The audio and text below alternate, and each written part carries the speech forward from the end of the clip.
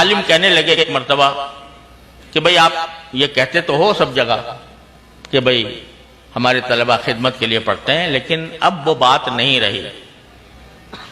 اب طالب علم جو ہے وہ خود اس کو بھی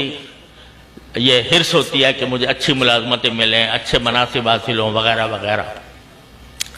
تو میں نے ایک دن اپنے سارے طالب علموں کو جمع کر کے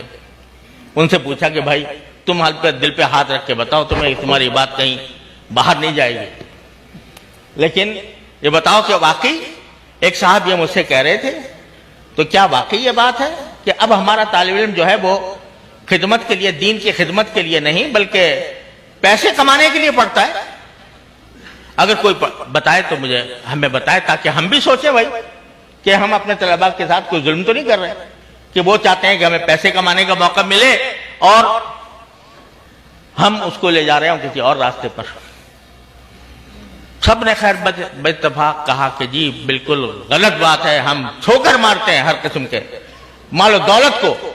نوکریوں کو، مناصب کو ٹھوکریں مارتے ہیں، لیکن ہمارا مقصد صرف ایک ہے، اللہ کو راضی کرنا۔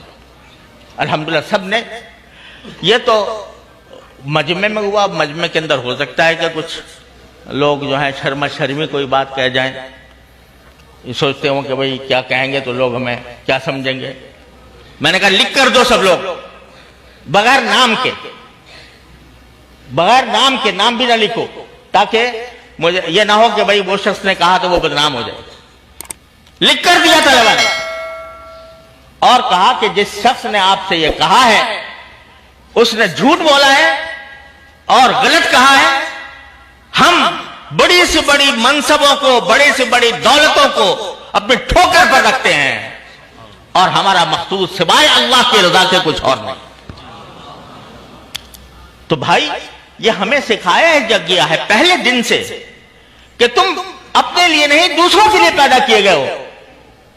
تم اپنے لیے نہیں بلکہ دوسروں پر رحم کرنے کے لیے پیدا کیے گئے ہو۔ رحم کے عنوان مختلف ہوتے ہیں، تم چونکہ طالب علم ہو، دین کے طالب علم ہو، لہذا تمہارا رحم یہ ہے کہ اس دین کی روشنی کو دنیا کی آخری حدود تک پہنچاؤ۔ اس رحم کا تقاضا یہ ہے کہ تمہارے دل میں یہ طلب ہو کہ